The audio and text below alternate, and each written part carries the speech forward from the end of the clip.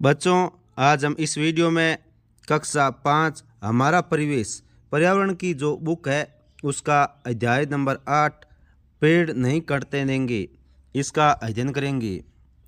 देखिए, शुरुआत करते हैं इस चैप्टर की। 200 पेड़ कटे जंगल में उजड़े पूरे 100 परिवार, लेकर खबर भयानक आया जंगल में ताज़ा अखबार। भालू ने अखबार देखकर किया ऐसा ऐलान, सुनो जंगल की ये खबर ध्यान से सुनो सभी श्रीमान सुनो।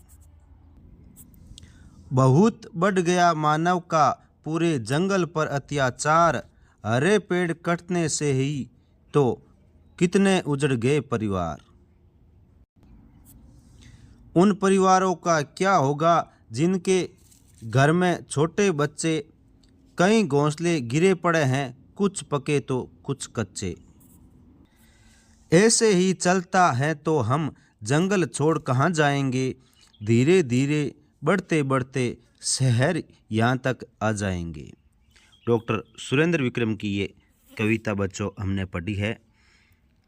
इस कविता को पढ़ने के बाद आओ चर्चा करें। ऊपर दिए गए चित्र को देखकर आपके मन में क्या विचार और भावनाएं आई, ये आपको लिखना है। तो देखिए, जंगल की कटाई का चित्र देखकर मन में निम्नलिखित विचार और भावनाएं उभरी है। पहला, दुख और चिंता। हरे भरे जंगल को कटते देखकर दुख और चिंता होती है। दूसरा, क्रोध। मानव के लालच व लापरवाही को देखकर क्रोध आता है। तीसरा, भय। जंगल के खत्म होने के दुष्परिणामों से भय लगता है। चौथा, जिम्मेदारी का भाव। प्रकृति की रक्षा के लिए प्रेरणा मिलती है। चौथा, निराशा।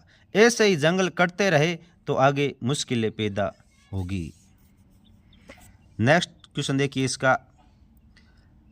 जंगल की कटाई क्यों हो रही है? इसका उत्तर देखिए, जंगलों की कटाई के प्रमुख कारण निम्नलिखित हैं। पहला, शहरीकरण और औद्योगिकरण। शहरों का विस्तार करना है, कारखाने लगाने हैं। दूसरा, कृषि विस्तार। खेती के लिए अतिरिक्त जमीन की आवश्यकता है। तीसरा, लकड़ी की मांग। फर्नीचर, कागज व निर्माण हेतु लकड़ी चाहिए। चौथा, खनन। खनिजों और कोयलों हेतु खनन करना है। और पांचवा, अवैध कटाई। मुनाफे के लिए अनावश्यक कटाई होती है। इसके बाद तीसरा प्रश्न देखिए, हरे पेड़ कटने से ही तो कितने उजड़ गए परिवार, ऐसा क्यों लिखा है? इसके पक्ष में अपने विचार प्रस्तुत कीजिए। देखिए, हरे पेड़ कटने से ही तो कितने उजड़ गए परिवार, यह पंक्तियाँ कविता से ली गई हैं और इसका अर्थ है जंगलों की कटाई से न केवल पेड़ नष्ट होते हैं बल्कि उन पर निर्भर जीव जंतुओं, पक्षियों और मानव समुदायों के जीवन भी उजड़ जाते हैं। इसके बाद प्रश्न नंबर 4 देखिए, जंगलों की कटाई से पर्यावरण, मानव जीवन एवं जंगली जानवरों पर क्या प्रभाव पड़ता है? तो देखिए, पर्यावरण पर प्रभाव सबसे पहले जलवायु परिवर्तन। पेड़ों की कटाई से तापमान में वृद्धि होगी। दूसरा, मिट्टी का कटाव। पेड़ कम हो जाने से मिट्टी बह जाएगी। तीसरा, जल चक्र में गड़बड़ी। कटाई से सूखा और बाढ़ की समस्या उत्पन्न होती है। चौथा, जैव विविधता का नुकसान। कई प्रजातियां विलुप्त हो जाती हैं। और फिर मानव जीवन पर क्या प्रभाव है? देखिए, हवा की गुणवत्ता में कमी, श्वसन रोग बढ़ते हैं, आजीविका का नुकसान। जंगल पर आधारित आजीविका समाप्त हो जाती है। खाद और औषधि की कमी, फल, शहद व औषधि कम मिलती है।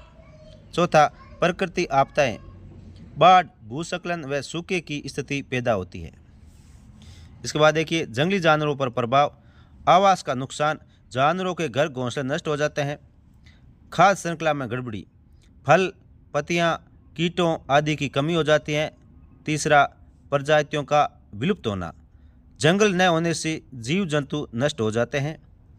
चौथा, मानव वन्य जीव संघर्ष, जानवर गांव शहरों में घुसने लगते हैं। इसके बाद इसका 5वां प्रश्न देखिए, जंगल की कटाई की रोकथाम के लिए हम क्या कदम उठा सकते हैं। तो देखिए, जंगल की कटाई की रोकथाम के लिए हम कदम उठा सकते हैं वो है वृक्षारोपण करें और उनकी देखभाल करें, सिंगल यूज प्लास्टिक कम करें, जंगल आधारित वस्तुओं का उपयोग कम करें, जंगल संरक्षण हेतु जागरूकता फैलाएं। सामुदायिक स्तर पर सामूहिक वृक्षारोपण का आयोजन करें, जंगल संरक्षण समूह बनाकर जंगलों की रक्षा करें, उचित कचरा प्रबंधन प्रणाली को लागू करें, वनस्पति की स्थानीय जातियों को बढ़ावा दिया जाए। पेड़ पौधे हमारे जीवन का अभिन्न अंग है। उनका महत्व केवल उनसे मिलने वाले उत्पादों तक सीमित नहीं है। आपने पिछली कक्षाओं में पढ़ा होगा कि पेड़ पौधों में भी जीवन होता है, वे भी संवेदनाएं महसूस कर सकते हैं। क्या आपने कभी सोचा है कि यदि हमारे आसपास पेड़ पौधे नहीं हो तो हमारा जीवन कैसा होगा। हम अक्सर पेड़ों को केवल संसाधन के रूप में देखते हैं, लेकिन क्या हम उनके साथ सह अस्तित्व में जीना सीख रहे हैं। खेजड़ली आंदोलन की घटना हमें क्या सिखाती है। वहाँ के लोगों ने पेड़ों की रक्षा के लिए अपने प्राणों की चिंता नहीं की। प्रकृति का संतुलन बनाए रखने के लिए हमें जंगल, पानी, हवा और मिट्टी, हर प्राकृतिक तत्व के साथ संतुलन और सम्मान का भाव रखना होगा। हम अपने आसपास के पेड़ पौधों की देखभाल के लिए क्या कर सकते हैं, बताइए। आइए पेड़ पौधों की हमारे जीवन में क्या भूमिका है उसको गहराई से समझते हैं। गतिविधि 1, प्रोजेक्ट कार्य क्षेत्रीय वृक्षों का अध्ययन। यहाँ पता लगाइए कि आपके क्षेत्र में कौन से पेड़ पौधे सर्वाधिक मात्रा में हैं, क्यों, बताइए। और उस सूचना को संग्रहण करके और नीचे जो बॉक्स दे रखा है उसमें आपको कंप्लीट भी करना है। तो देखिए संग्रहण सूची, इसमें कार्य, आप अपने घर के लगभग 500 मीटर के दूरी में अलग अलग पेड़ पौधों को देखिए और अपनी नोटबुक में इन पेड़ों की सूची बनाइए। आप यह भी बताइए कि प्रत्येक पेड़ की संख्या कितनी है। तो सबसे पहले पेड़ देखिए, नीम, ये 10 पेड़ है, औषधीय उपयोग और सूखे क्षेत्र में ये लगते हैं। और फिर खेजड़ी, ये लगभग 150 सामग्री मिलती है इसे, लकड़ी और चारा भी इसे प्राप्त होता है और ये भी सूखा क्षेत्र में होती है। उसके बाद पीपल, ये 2 है, ये पूजा करने में काम आते हैं और सूखा क्षेत्र में होते हैं ये, और इससे ऑक्सीजन भी बहुत ज़्यादा मात्रा में उत्पन्न होती है। फिर रोहिड़ा, ये 100 पौधे हैं, ये फर्नीचर बनाने में काम आते हैं और ये सूखा क्षेत्र में अनुकूलित इसकी परिस्थितियाँ हैं। इसके बाद में कार्य 2, पेड़ पौधों से मिलने वाले उत्पादों के आधार पर ये सारणी पूरी कीजिए। देखिए सबसे पहले पेड़ का नाम और फिर फल और सब्जियां, फिर चारा, ईंधन, लकड़ी, तेल क्या मिलता है इससे ये बताना है, भवन निर्माण की वस्तुएं, फर्नीचर, फिर फूल और कुछ अन्य ये भी लिखना है। तो देखिए आम, इस समय फल सब्जियां भी मिलती है, चारा भी प्राप्त होता है, ईंधन की लकड़ी भी प्राप्त होती है, भवन निर्माण की वस्तु भी प्राप्त होती है, फर्नीचर भी बनती है और फूल भी मिलते हैं। तो इस प्रकार से ये जो हमने कईयों के कुछ जो जानकारी उस पर टिक लगाया है, तो इसमें आम, नीम, खेजड़ी, बबूल, रोहिड़ा, पीपल, इन पेड़ों के बारे में हमने ये जानकारी इकट्ठी की है। आप भी अपनी बुक में इसे लिखें। इसके बाद आता है समूह कार्य चरण 2 में। शिक्षक के लिए बच्चों को समूह में विभाजित कीजिए और प्रत्येक समूह में 5 से 6 बच्चे हो। प्रत्येक समूह से उसके सदस्यों द्वारा एकत्रित जानकारी का सारांश देने के लिए कहें। बच्चे जानकारी का आदान प्रदान कर सकते हैं और वे एक दूसरे से अज्ञात पेड़ों के नाम पूछ सकते हैं। इसके बाद प्रत्येक समूह की जानकारी को मिलाकर सारी जानकारी का सारांश तैयार करने में मदद करिए। इसके बाद चरण 3 देखिए, प्राप्त जानकारी का विश्लेषण और सामूहिक प्रस्तुति। समूह ए के लिए प्राप्त जानकारी को एक ग्राफ के रूप में प्रस्तुत कीजिए और पेड़ों के जिनमें वे पेड़ जो सबसे बड़ी संख्या में पाए जाते हैं, ऐसे मुख्य 10 पेड़ों का ग्राफ उनकी संख्याओं के आधार पर पूरी कक्षा के रूप में प्रस्तुत कीजिए। फिर इसका समूह 2 के लिए एक चार्ट में ऊपर दी हुई तालिका बनाकर कक्षा में लगाइए। कुछ पेड़ों से एक से अधिक वस्तुएं प्राप्त होती है, उनमें उस तरह के चित्र बना सकते हैं। प्रत्येक समूह अपने विचारों को एक साथ व्यवस्थित रूप से एक चार्ट पर लिखकर प्रस्तुत कर सकते हैं। इसके बाद में आता है अभ्यास 1, पौधों की देखभाल और संरक्षण। पेड़ पौधों से मिलने वाले उत्पादों के बारे में तो हमने पीछे खूब चर्चा की है। आइए इस बारे में भी पता लगाए कि इनकी देखभाल और सुरक्षा के बारे में हम क्या सोचते हैं। समूह में चर्चा करो और लिखो। आपके गांव में पौधों की देखभाल के लिए कौन कौन से तरीके अपनाए जाते हैं, और दूसरा, नए पौधे को कैसे उगाते हैं, उनकी देखभाल कैसे की जाती है। उसके बाद शिक्षक के लिए कुछ आदेश है। कक्षा के सभी समूहों से निकली समझ, तथ्य एवं विचारों को बड़े समूह में चर्चा कीजिए और सभी बच्चों को व्यक्तिगत रूप से उसे लिखने में मदद कीजिए। इसके बाद में अभ्यास कार्य 2 यानी प्रयोग कार्य है। ये प्रत्येक समूह एक पौधा लगाएगा। हर समूह अपने पौधे का एक दोस्त की तरह नाम रखें। अगले 6 महीने तक इस पौधे में होने वाले बदलावों को ध्यान से देखें और बदलावों को पुस्तिका में लिखें। फिर आता है सोचो और बताओ। क्या इन पौधों में नई पत्तियां आई है? क्या इसके आसपास की मिट्टी गीली रहती है या सूखी? क्या कीट पतंगे इस पर आते हैं? इन पौधों की देखभाल कीजिए और साप्ताहिक अवलोकन दर्ज कीजिए।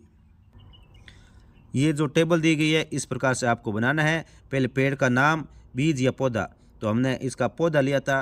रोपण की विधि क्या है? बड़े नीम के नीचे से लगे हुए पौधों को मिट्टी सहित उठाकर अलग जगह लगाया और स्थान का घर के आगे लगाया।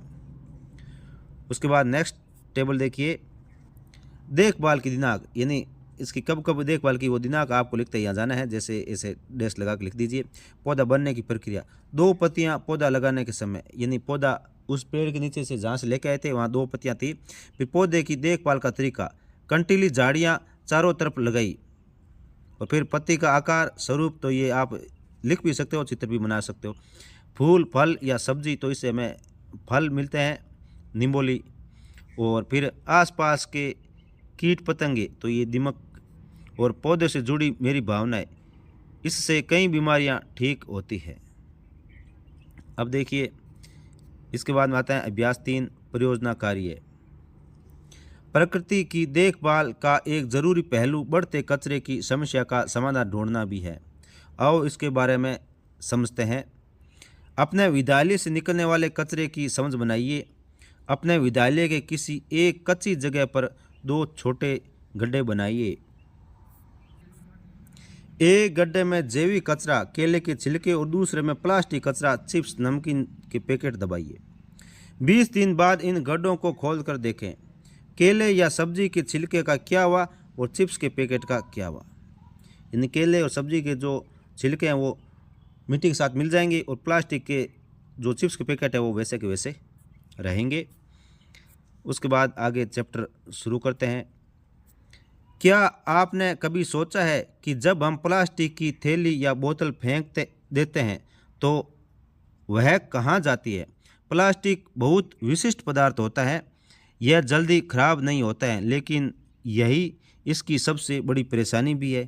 केले का छिलका और पत्तियाँ कुछ ही हफ्तों में मिट्टी में मिल जाते हैं, लेकिन प्लास्टिक को ख़त्म होने में सैकड़ों वर्ष लग जाते हैं। कुछ प्लास्टिक ऐसी होती हैं जो सिर्फ एक बार इस्तेमाल करके फेंक दी जाती हैं, जैसे प्लास्टिक की थैलियाँ, पानी की बोतलें, स्ट्रॉ, चम्मच आदि को सिंगल यूज प्लास्टिक कहते हैं। सिंगल यूज प्लास्टिक यानी जिनका एक बार उपयोग करने के बाद उन्हें फेंक देते हैं। समस्या यह है कि ये चीज़ें हमारे काम सिर्फ कुछ मिनटों के लिए आती हैं, लेकिन इनका कचरा सैकड़ों सालों तक धरती पर बना रहता है। जब प्लास्टिक कूड़े में पड़ी रहती है या नालियों में बह जाती है तो वह मिट्टी, पानी और हवा को प्रदूषित कर देती हैं। जानवर गलती से प्लास्टिक खाकर बीमार पड़ जाते हैं। अगर ये समस्या इतनी बड़ी है तो हम इसके लिए क्या कर सकते हैं? किन किन कार्यों में हम प्लास्टिक से बनी वस्तुओं का उपयोग करते हैं? दूसरा, हमारे आसपास कौन कौन सी वस्तु हैं जो प्लास्टिक से बनी होती है और एक बार उपयोग करके फेंक दी जाती है? और फिर तीसरा, इनमें से कौन सी वस्तु कागज़ या कपड़े की चीज़ों से बदली जा सकती हैं? सारणी में लिखिए। तो इस सारणी में लंबे इस्तेमाल वाली प्लास्टिक की वस्तुएं वो लिखनी है, सिंगल यूज प्लास्टिक कौन सी है वो लिखनी है यहाँ पे, और फिर इनके विकल्प, यानी इन प्लास्टिक की जगह दूसरा विकल्प क्या हो सकता है। जैसे सिंगल यूज वाली प्लास्टिक सामान वाली थैली है तो इसकी जगह हम कपड़े का झोला उपयोग कर सकते हैं। अब इसके बाद अभ्यास कार्य देखिए। एक बार उपयोग होने वाले प्लास्टिक की समस्या पर विचार कीजिए और सबसे पहले प्लास्टिक के कारण कौन कौन सी समस्याएं उत्पन्न होती है। तो देखिए उत्तर, प्लास्टिक के कारण निम्न समस्याएं उत्पन्न होती हैं। पहला, पर्यावरण प्रदूषण। सिंगल यूज प्लास्टिक जैसे थैलियों और बोतलां सैकड़ों वर्षों तक मिट्टी, पानी और हवा को दूषित करती हैं। जानवरों को नुकसान। जानवर प्लास्टिक को गलती से खा लेते हैं जिससे वे बीमार पड़ते हैं या मर जाते हैं। तीसरा, जल निकासी में रुकावट। प्लास्टिक कचरा नालियों में जमा होने पर जल निकासी को अवरुद्ध करता है जिससे बाढ़ की समस्या उत्पन्न होती है। और चौथा पॉइंट, मिट्टी की उर्वरता में कमी। प्लास्टिक मिट्टी में मिलकर उसकी गुणवत्ता को कम करता है जिससे फसल उत्पादन प्रभावित होता है। अब प्रश्न नंबर 2, इसका समाधान क्या हो सकता है? तो प्लास्टिक का समाधान निम्नलिखित प्रकार से कर सकते हैं। पहला, विकल्पों का उपयोग। सिंगल यूज प्लास्टिक के बजाय कपड़े के झोले, कागज़ की थैलियाँ, बांस के स्ट्रॉ और स्टील की बोतलों का उपयोग करें। दूसरा, पुनर्चक्रण को बढ़ावा। प्लास्टिक कचरे को पुनर्चक्रण के लिए अलग करना और रीसाइक्लिंग इकाइयों को प्रोत्साहित करना। तीसरा, जागरूकता अभियान। स्कूलों, समुदायों और सोशल मीडिया के माध्यम से लोगों को सिंगल यूज प्लास्टिक के नुकसान के बारे में शिक्षित करना। और चौथा, नीतिगत उपाय। सरकार द्वारा सिंगल यूज प्लास्टिक पर प्रतिबंध लगाना और पर्यावरण अनुकूल विकल्पों को बढ़ावा देना। और चौथा, कचरा प्रबंधन। कचरे को जैविक व अजैविक में अलग करना और प्लास्टिक कचरे का उचित निपटान सुनिश्चित करना। इसके बाद प्रश्न आता है ये प्रयोगात्मक कार्य के। अपने आसपास देखकर 5 ऐसी वस्तुओं की सूची बनाइए जिनमें एक बार उपयोग होने वाले प्लास्टिक को इस्तेमाल किया जाता है। देखिए इसका उपयोग। वस्तुएं जिनमें एक बार उपयोग होने वाले प्लास्टिक को इस्तेमाल किया जाता है। पहला, प्लास्टिक की थैली, किराने या फल सब्जी ले जाने के लिए उपयोग की जाती है। दूसरा, पानी की बोतल, एक बार उपयोग के बाद फेंक दी जाती है। तीसरा, प्लास्टिक स्ट्रॉ, पेय पदार्थ पीने के लिए उपयोग होती है। चौथा, चिप्स नमकीन का पैकेट, खाद्य पदार्थों की पैकेजिंग के लिए उपयोग होता है। पांचवा, डिस्पोजेबल प्लास्टिक चम्मच। इसके बाद में नेक्स्ट जो आपका प्रश्न देखिए, चर्चा कीजिए कौन कौन से कार्य को हम प्लास्टिक का उपयोग किए बिना कर सकते हैं। तो देखिए, पहला, खरीदारी। प्लास्टिक थैलियों के बजाय कपड़े या जूट के झोले का उपयोग कर सकते हैं। दूसरा, पेय पदार्थ बनाना। प्लास्टिक स्ट्रॉ के बजाय स्टील या बांस के स्ट्रॉ या बिना स्ट्रॉ के ही पी सकते हैं। तीसरा, पानी ले जाना। डिस्पोजेबल प्लास्टिक बोतलों की बजाय स्टील या कांच की बोतल उपयोग करें। चौथा, खाना पैक करना। प्लास्टिक पैकेट के बजाय स्टील के डिब्बे या कपड़ों में लपेटकर खाना ले जा सकते हैं। पांचवा, पार्टियों में उपयोग। डिस्पोजेबल प्लास्टिक प्लेट और चम्मच के बजाय स्टील या कागज़ की प्लेट और लकड़ी या स्टील की चम्मच उपयोग करें। इसके बाद आपका जो प्रश्न नंबर 3 आता है वो देखिए। एक सप्ताह तक अपने घर या स्कूल में प्लास्टिक कचरा कम करने के लिए कौन कौन से कदम उठा सकते हैं, इसकी योजना बनाकर लागू कीजिए। तो देखिए हम कैसे इसका उपयोग कम कर सकते हैं। तो पहला, जागरूकता। परिवार और स्कूल के दोस्तों को सिंगल यूज प्लास्टिक के नुकसान के बारे में बताइए। फिर विकल्प अपनाना। घर और स्कूल में कपड़े के झोले, स्टील की बोतलें, स्टील की प्लेटें, टिफ़िन और कपड़े या कागज़ के नैपकिन रखें। तीसरा, कचरा प्रबंधन, घर और स्कूल में कचरे को जैविक और अजैविक में अलग करने के लिए 2 डब्बे रखें। चौथा, पुनःचक्रण, उपयोग किए गए प्लास्टिक को रिसाइकलिंग सेंटर भेजें। और पांचवा, दैनिक निगरानी, रोजाना उपयोग होने वाले प्लास्टिक की मात्रा को नोट करें और उससे कम करने के तरीके खोजें। अब इसके बाद सोचें और लिखें। इसमें पहला, क्या हमारे पास ऐसे विकल्प हैं जो पर्यावरण को नुकसान नहीं पहुंचाते हैं? तो हाँ, हमारे पास कई पर्यावरण अनुकूल विकल्प हैं जो सिंगल यूज प्लास्टिक की जगह ले सकते हैं और पर्यावरण को नुकसान नहीं पहुंचाते हैं। जैसे कपड़े या जूट के झोले, प्लास्टिक थैलियों के बजाय इन्हें बार बार उपयोग किया जाना चाहिए। फिर स्टील या कांच की बोतलें, डिस्पोजेबल प्लास्टिक बोतल की जगह पुनः उपयोगी बोतलें उपयोग लें। चौथा, बांस या स्टील के स्ट्रा, प्लास्टिक स्ट्रा की जगह ये टिकाऊ और पर्यावरण अनुकूल है। चौथा, कागज़ की थैली या पैकेजिंग, खाद्य पदार्थों के लिए प्लास्टिक पैकेट की जगह कागज़ की थैली का उपयोग करें। फिर लकड़ी और स्टील की चम्मच या प्लेट, डिस्पोजेबल प्लास्टिक कटलरी के बजाय ये विकल्प टिकाऊ है। इसके बाद इसका प्रश्न नंबर 2 देखिए, यदि हम खुद छोटे बदलाव करेंगे तो इसका क्या बड़ा असर हो सकता है? तो देखिए, छोटे बदलाव का सामूहिक रूप से बड़ा और सकारात्मक असर हो सकता है। पहला, कचरे में कमी, सिंगल यूज प्लास्टिक का बहिष्कार करने की मात्रा घटेगी। सेकंड, प्राकृतिक संसाधनों का संरक्षण, विकल्प अपनाने से प्लास्टिक बनाने की मुख्य सामग्री पेट्रोलियम का संरक्षण होगा। तीसरा, जैव विविधता की रक्षा, प्लास्टिक कम होने से पशु पक्षी एवं पारिस्थितिकी तंत्र सुरक्षित रहेगा। चौथा, स्वच्छ पर्यावरण, प्लास्टिक न होने से मिट्टी, हवा, पानी आदि स्वच्छ रहेंगे। पांचवा, सामाजिक जागरूकता, एक व्यक्ति के बदलाव को देखकर अन्य लोग भी जागरूक होंगे। छठा, आर्थिक लाभ, पुनः उपयोगी वस्तुओं में लंबे समय में खर्च कम होगा। और इसके बाद आपका प्रश्न नंबर 3 आता है, जंगलों और नदियों में फेंका गया प्लास्टिक जानवरों और पक्षियों के लिए हानिकारक होता है, चार्ट बनाइए।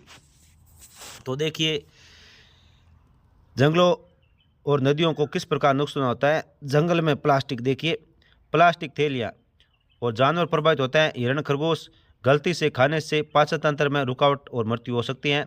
प्लास्टिक बोतलें, बंदर, भालू, चोट लगना, जहरीले रसायनों का शरीर में प्रवेश। और मछली पकड़ने के जाल, इससे पक्षी, कौवे, गीद जाल में फंसकर घायल या मृत्यु हो जाती हैं। और छोटे प्लास्टिक के टुकड़े जैसे छोटे स्तनधारी चूहे निगलने से आंतरिक रक्तस्राव या बीमारी हो सकती हैं। इसी प्रकार नदी में देखिए, इससे प्लास्टिक बोतलें, प्लास्टिक थैलियाँ, माइक्रो प्लास्टिक, प्लास्टिक स्ट्रा, इनसे क्या प्रभावित हो सकते हैं? तो इनसे मछलियाँ प्रभावित हो सकती है, जल पक्षी, छोटी मछलियाँ और कछुए। और इन पर क्या हानिकारक प्रभाव पड़ सकता है? तो वो देखिए लास्ट इसमें कॉलम में देखिए और अपने आप लिख लीजिए। इसके बाद बच्चों आता है नेक्स्ट आपकी सारणी। निम्नलिखित सारणी को अपने शिक्षक की सहायता से भरना है। तो देखिए, हमने इसको कंप्लीट करा है, आप अच्छी तरह से इन्हें नोट करें। पहला, जंगलों की कटाई के कारण, तो इसमें कारण क्या है? फर्नीचर, भवन निर्माण, कृषि के लिए भूमि, सोलर प्लांट आदि के लिए। फिर वन्य जीवों के घर उजड़ने के प्रमाण, तो पक्षियों के घोंसले बिखर गए, हिरणों का आवास उजड़ गया। और पेड़ों पर निर्भर जीव, पक्षी, जंगली जानवर जैसे हिरण, भालू, जिराफ, जंगलों की कटाई के प्रभाव, पशु पक्षियों के आवास नष्ट हो जाएंगे और पर्यावरण प्रदूषण होगा। और जंगलों की कटाई के समाधान क्या हो सकते हैं? तो कानूनी नियंत्रण और जागरूकता अभियान। इसके बाद अभ्यास 2, व्यवहारिक गतिविधियां एवं परियोजना कार्य। गतिविधि 1, स्थानीय वृक्षों का अध्ययन। विद्यार्थियों को अपने आसपास के पेड़ पौधों की सूची तैयार करने को कहें और निम्नलिखित चार्ट भरने को प्रेरित कीजिए। पेड़ का नाम, आम, नीम, जैसे 1 तो दे रखे, आप और भी ज़्यादा बना सकते हो। इनकी संख्या आसपास में 10, 55। उपयोग, फल और लकड़ी और औषधि और लकड़ी। और फिर उगने की अनुकूल स्थितियाँ क्या है? तो आम के लिए आर्द्र जलवायु और नीम के लिए सूखा क्षेत्र। इसके बाद में नेक्स्ट देखिए, वनस्पतियों का वर्गीकरण। इस टेबल को कंप्लीट करें। तो इसमें विद्यार्थी अपने क्षेत्र में मिलने वाले पेड़ों की निम्नलिखित श्रेणियों में वर्गीकृत कीजिए। जैसे आम है तो इसे फल भी मिलता है, चारा भी मिलता है, लकड़ी भी मिलती है, फर्नीचर भी बना सकते हैं, और फूल भी होते हैं छोटे छोटे, और अन्य इससे छाया भी मिलती है और फल भी मिलते हैं। और नीम, तो नीम से फल भी मिलता है यानी निम्बोली, और चारा भी मिलता है, लकड़ी भी मिलती है, फर्नीचर भी मिलता है, और फूल भी होते हैं वाइट कलर के सफ़ेद छोटे छोटे, और औषधीय गुण भी इसमें होते हैं। और इसके बाद बच्चों आपका ये सामूहिक प्रस्तुति और ग्राफ निर्माण वगैरह ये कार्य है, ये सभी अपने स्वयं अपने आप करेंगे। इसी के साथ ये चैप्टर कंप्लीट हुआ। धन्यवाद।